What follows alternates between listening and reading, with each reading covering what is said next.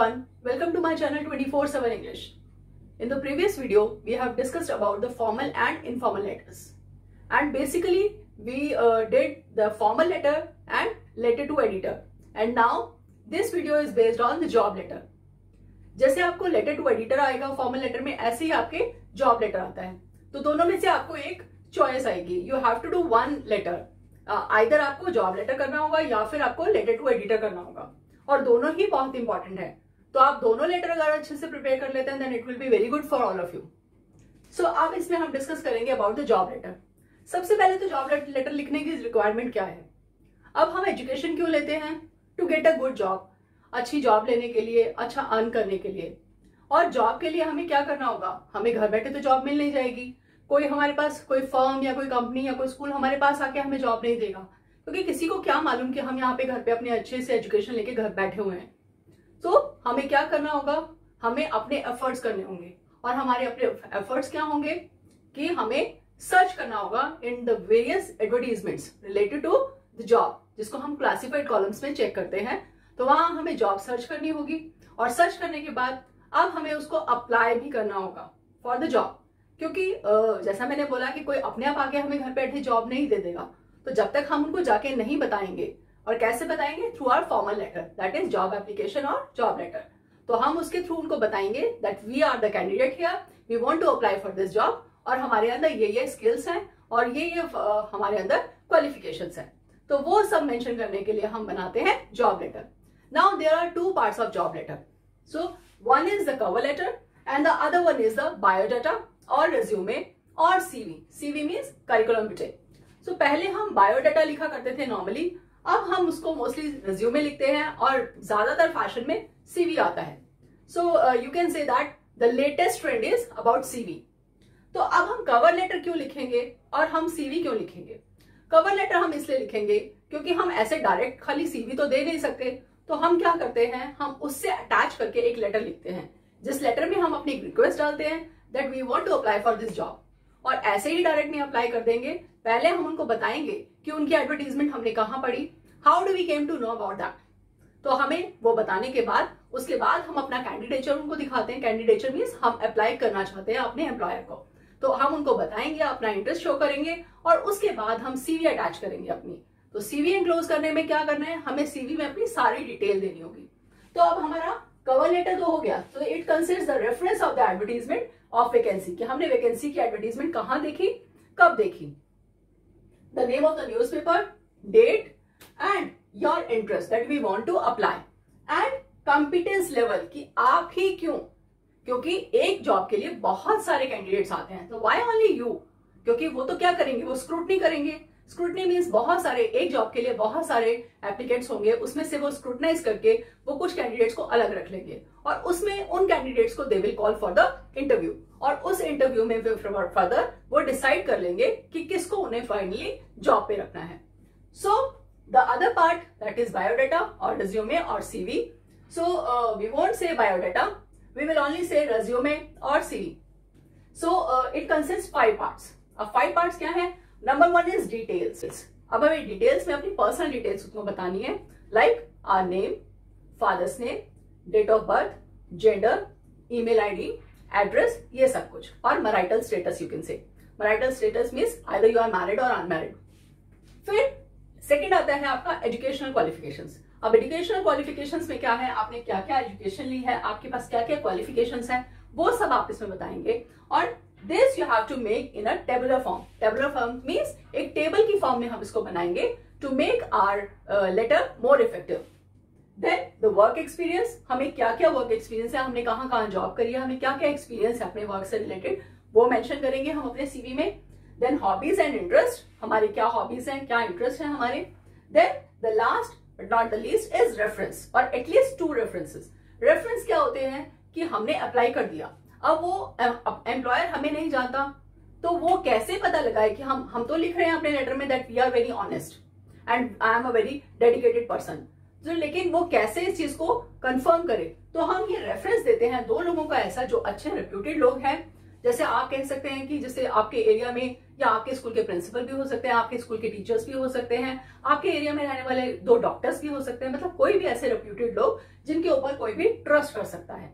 तो वो उनसे वो कंफर्म कर सकते हैं कि हाँ, हम इन लोगों को जानते हैं या इसको हम जानते हैं एंड ही और she is a honest person and if you will give the job then he or she will definitely do her job with full dedication. So now you can see that we have written this cover letter and this cover letter will have 2 paragraphs, 2 or 3 paragraphs, लेकिन cover letter में हमें सिर्फ 2 paragraphs लिखने more than sufficient है because इस letter के 2 parts हैं।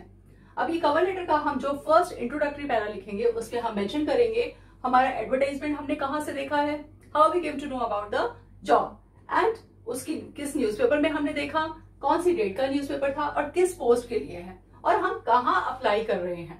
So will start like this, in response और रेफरेंस, आइदर रिस्पॉन्स और रेफरेंस, दोनों नहीं लिखना है, या तो रिस्पॉन्स लिखोगे या रेफरेंस लिखोगे, जो भी आपको याद हो जाए इजीली। इन रिस्पॉन्स और रेफरेंस टू योर एडवर्टीजमेंट, जो आपका एडवर्टीजमेंट पब्लिश हुआ था, पब्लिश्ड इन द न्यूज़पेपर। अब कौन सा न्यूज़पेपर है वो आपने यहां मेंशन करना है। I have put a blank here, मैंने यहाँ ब्लैंक लगा दिया है, आपको अपने आप मेंशन करना है कि आपने कौन से न्यूज़पेपर में वो देखा है, डेटेड, फिर डेट मेंशन करनी है, फॉर द पोस्ट ऑफ, किस पोस्ट के लिए आप अप्लाई कर रहे हैं, in your dash, in your dash means आपकी फर्म है, कंपनी है या आपका स्कूल है या आप किसी कॉलेज में अप्लाई कर रहे हैं, वो आप यहाँ मेंशन करेंगे। I wish to offer my candidature, मतलब मैं एज अ कैंडिडेट अप्लाई करना चाहता हूँ, I wish to apply in your firm और कंपनी और ऑफिस। तो हम सिंपली ये नहीं लिखेंगे because we have to be a little bit formal, so I will write I wish to offer my candidature, तो हम ये लिखेंगे। आपने सिर्फ ये लाइंस लर्न कर लेनी है, आपका इंट्रोडक्टरी पैरा जो है वो कंप्लीट हो गया। आपका कोई भी जॉब लेटर आता है, आपने बस ये जो ब्लैंक छोड़े हैं वहां पे उसको चेंज हो जाएगा और बाकी सब एज इट इज रहेगा।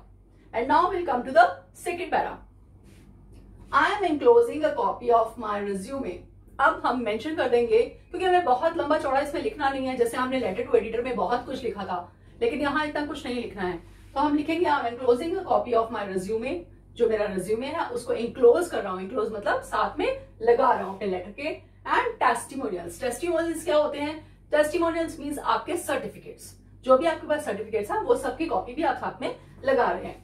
For your perusal, perusal means कि आपकी ऑब्जर्वेशन के लिए, you can check, and kind consideration, और आपके कंसीडर करने के लिए कि आप मेरा वो देखें, मेरे टेस्टिमोनियल्स देखें, मेरा रिज्यूमे देखें और प्लीज उसको कंसीडर भी करें। मतलब ये नहीं कि देखा और देख के उठा के साइड पे रख दिया, ऐसा नहीं। आई am available for the interview on any day of your convenience. अब हमने ये भी बताना है कि अगर हम शॉर्टलिस्ट हो जाते हैं तो हमें इंटरव्यू के लिए बुलाया जाएगा। So I am available on any day, मतलब मैं किसी भी दिन अवेलेबल हूँ, आप मुझे कभी भी इंटरव्यू के लिए बुला सकते हैं। मतलब आपकी कन्वीनियंस के अकॉर्डिंग, अपनी कन्वीनियंस नहीं बतानी है, उनकी कन्वीनियंस बतानी है, because they are going to hire you. तो जो आपको, जो एज अ एम्प्लॉयर आपको हायर कर रहा है, तो आप उनकी कन्वीनियंस देखेंगे, अपनी नहीं देखेंगे। If given a chance to serve you, अगर मुझे सर्व करने का मतलब सर्विस करने का आपके यहाँ पे चांस मिलता है, then I assure you that I shall work with utmost sincerity। ये बहुत जरूरी है लिखना कि अगर मुझे चांस दिया जाता है या मुझे अगर इस तरह का ऑफर मिलता है तो I assure you, मैं आपको एश्योरेंस देता हूँ, मैं आपको ये अपनी तरफ से पक्का कहता हूँ कि I shall work with utmost sincerity, मैं पूरी सिंसियरिटी के साथ काम करूंगा, पूरा सिंसियर होकर काम करूंगा, and dedication up to your satisfaction, और पूरे डेडिकेशन के साथ काम करूंगा, because you know that for any work we need the dedication and this sincerity. तो मैं इसके साथ काम करूंगा। And further you can write with full honesty also. बस इतना आपको लिखना है, आपको बहुत ज्यादा इसमें कोई राम कहानी नहीं लिखनी है, this much is sufficient. Now waiting for your positive response, ये आपका थर्ड में लास्ट में आ जाएगा।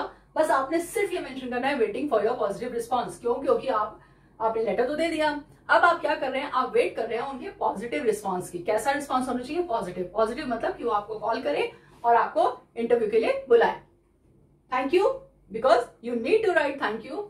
Yours faithfully, Sanjana, encloses resume. So here you will write faithfully, or you can write truly also.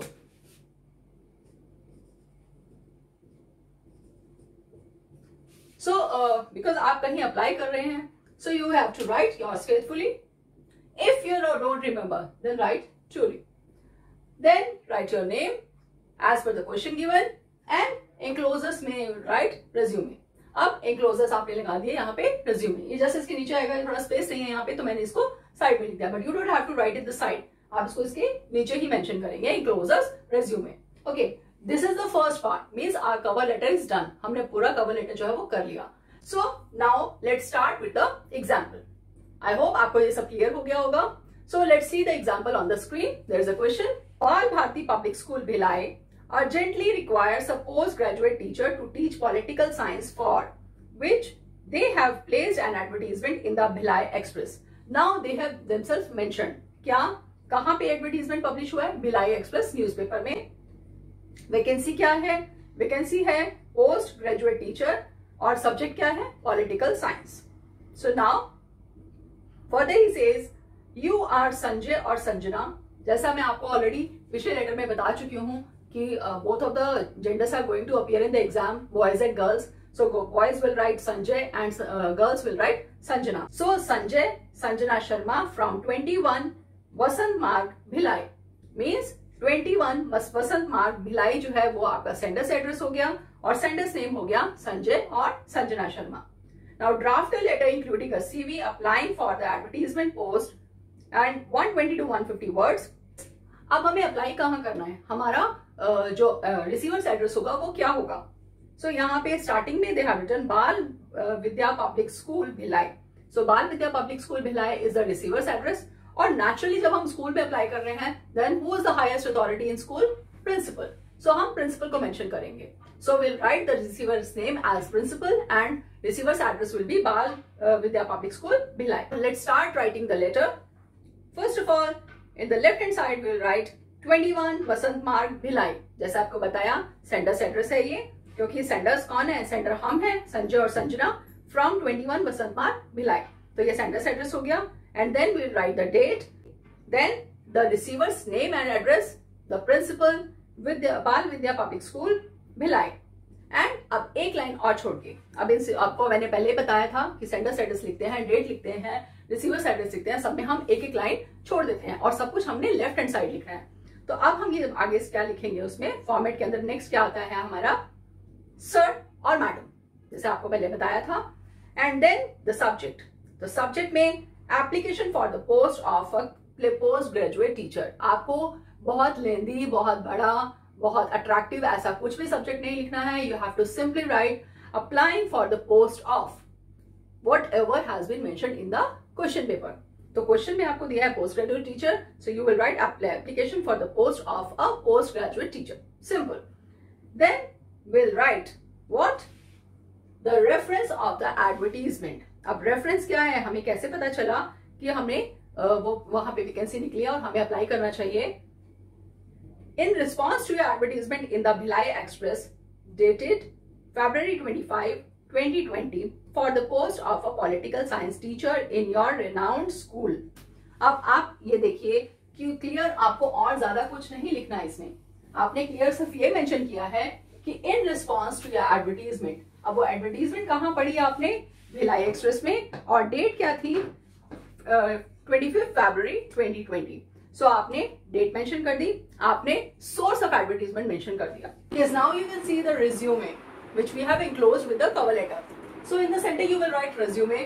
अब आपको जैसे मैंने बताया सबसे पहले पर्सनल डिटेल्स आएंगी. तो पर्सनल डिटेल्स में name you will write Sanjana Sharma which has already given in the question paper. तो क्वेश्चन में आपको संजना शर्मा है वो आप यहाँ मेंशन कर देंगे. Then write father's name, date of birth, address. Address आपको यहाँ दिया हुआ है 21 वसंत मार्ग भिलाई, तो आप वही एड्रेस मेंशन करेंगे. Then you will write your phone number. अब अपना ही फोन नंबर देने की जरूरत नहीं है, आप कुछ भी लिख सकते हैं. ईमेल एड्रेस any@gmail.com मैंने मेंशन किया, आप उससे पहले कुछ भी लिखिए. Then nationality Indian. ये तो हमारे हो गए पर्सनल डिटेल्स. अब इसमें चाहे तो आप मैरिटल स्टेटस भी मेंशन कर सकते हैं, but this much is sufficient. फिर आता है आपका एकेडमिक क्वालिफिकेशन. अब this is the best way to write the academic qualification. इस टेबुलर फॉर्म में बनाना बहुत जरूरी है, और क्योंकि वो एक तो अट्रैक्टिव भी लगता है और उसका इम्पैक्ट अच्छा आता है. तो आप उसमें क्या क्या लिखेंगे? क्वालिफिकेशंस, सब्जेक्ट, बोर्ड और university, year of passing and your percentage. ये 5 जो आपके कॉलम्स हैं, दीज मच आर सफिशिएंट. तो आपने लिखा. अब आप टीचिंग पोस्ट के लिए अप्लाई कर रहे हैं, तो बीएड होना बहुत जरूरी है, ये बात आपको ध्यान रखना है कि आप जिस पोस्ट के लिए अप्लाई कर रहे हैं उससे रिलेटेड क्वालिफिकेशन होनी चाहिए। तो BA whole science Delhi university 2010 and 65%। अब आप ये ईयर्स का भी थोड़ा सा ध्यान रखेंगे कि ऐसा नहीं कि आपने बीए लिख दिया और उसके 1 साल बाद एमए लिख दिया और 1 साल बाद बीएड लिख दिया। अब आपने ये ध्यान रखना है कि आपको एमए जो है वो 2 इयर्स की होती है, तो he or she will require at least 2 years to pass that degree।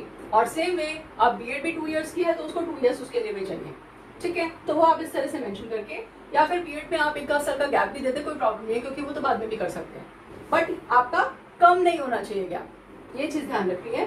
BEd के बाद फिर then you write the percentage and now further we will write hobbies and skills. So hobbies में विल राइट रीडिंग और singing. आप अपनी hobbies में कुछ भी मेंशन कर सकते हैं। स्किल्स में we have written good communication skills, कि हमारी कम्युनिकेशन स्किल्स जो है वो अच्छी हैं, and computer knowledge, right, and then proficient in English, Hindi and German. Proficient मतलब प्रोफिशिएंसी है, मतलब वो लैंग्वेजेस में बोल सकती हूँ, लिख सकती हूँ, पढ़ सकती हूँ अच्छे से। Either you can write in skills or you can separately write also। आप अलग से भी लिख सकते हैं proficiency in language और languages known, उसमें आप languages known लिख के अलग से इंग्लिश, हिंदी और जर्मन ये अलग से भी एक पॉइंट लिख सकते हैं।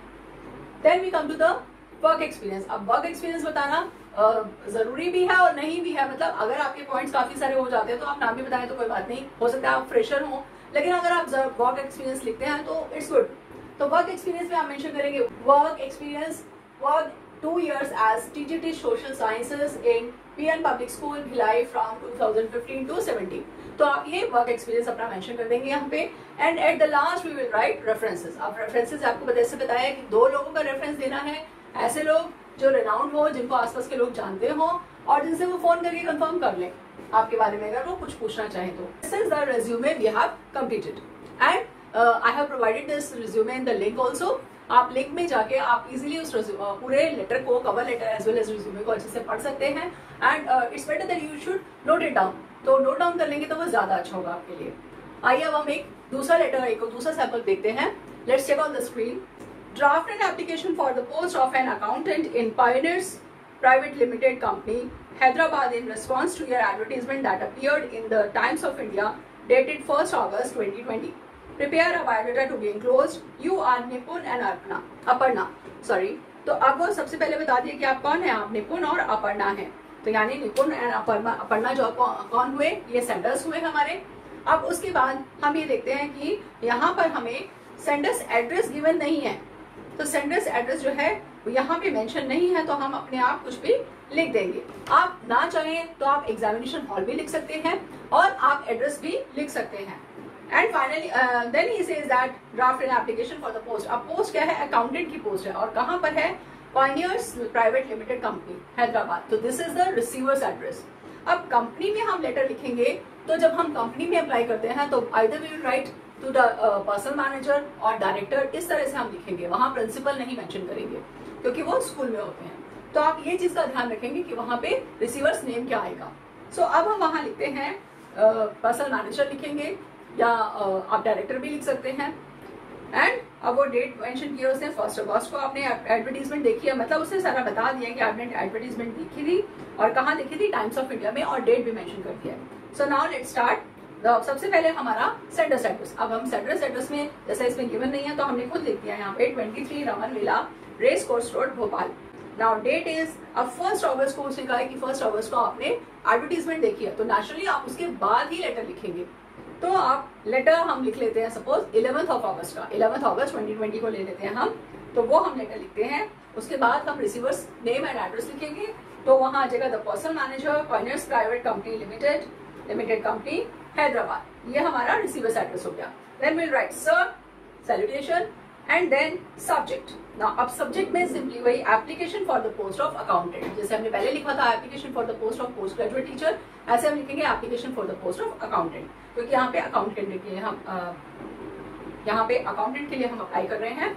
Now will write the body of the letter, cover letter. तो अब in response to advertisement in the Times of India dated 1st August 2020, वही सेम चीज इन रिस्पॉन्स टू और in reference to your advertisement in the Times of India dated, आपने mention कर दिया I wish to be consider for the position mentioned above.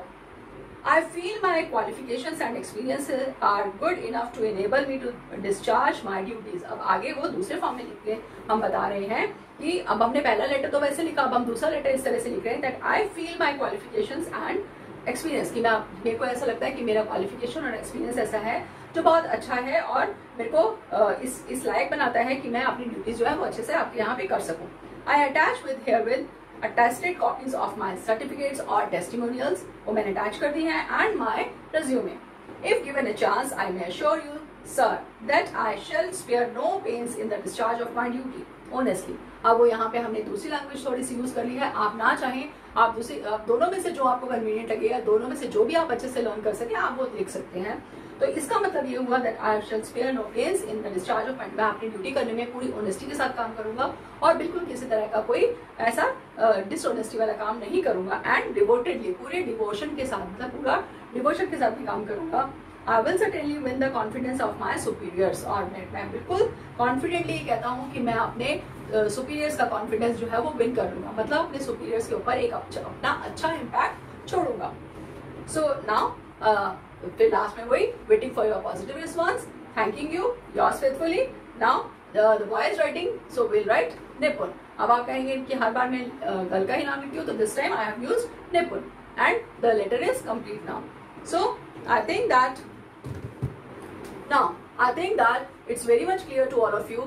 सबको clear हो गया होगा कि जॉब लेटर कैसे लिखना है, उसमें कवर लेटर कैसे लिखना है और उसमें रिज्यूमे कैसे लिखना है. सो अब हम इसके रिज्यूमे पे आते हैं. ये तो हमने कवर लेटर लिख दिया, now will write the resume. Okay, so अब हम लिखेंगे, उसके बाद हमने लिखा योर्स फेथफुली और फिर उसके बाद हम अपना नाम लिखा और उसके साथ में नीचे लिखेंगे एंक्लोजर्स बायोडाटा और एंक्लोजर्स रिज्यूमे. तो रिज्यूमे लिख दिया हमने. अब हम अपना रिज्यूमे मेंशन करेंगे, वहां पे अपना name, father's name, address, date of birth and educational qualifications, उसके बाद अपने एक्सपीरियंस और उसके बाद अपना marital status if you want to. ये आपके ऊपर है, आप लिखना चाहें तो लिखिए, वरना कोई ऐसी इसकी नेसेसिटी नहीं है. फिर लैंग्वेजेस नोन और उसके बाद आपके references, work experience and references. इस तरह से आपका ये सारा कंप्लीट हो जाएगा.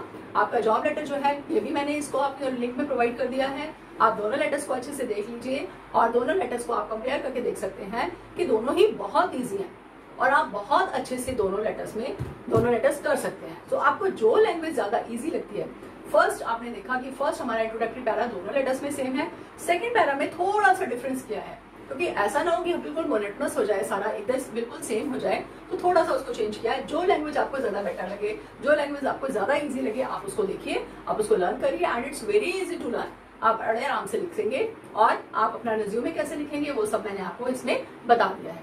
ठीक है, अब आई होप कि आपको ये सब कुछ बहुत अच्छे से क्लियर हो गया होगा and this video is very much informative for all of you and thank you very much. Thanks for watching and don't forget to like, share and subscribe my channel. Thanks again.